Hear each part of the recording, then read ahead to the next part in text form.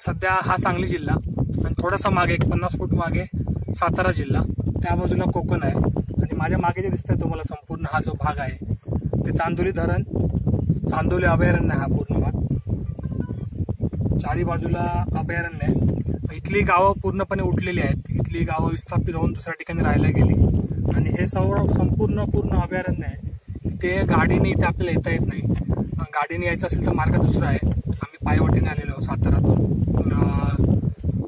इकडे कराड नंतर देवेवाडी या मार्गे पाटण तालुक्यामध्ये एकदम शेवटचं टोक म्हणजे इथे जिल्हा संपला सातारा आणि इथून पुढे सांगली जिल्हा आणि जो सडा आहे त्या सड्याची बॉर्डर बघा, जिकडे सडा संपतो त्या ठिकाणची बॉर्डर तुम्हाला मी दाखवतो।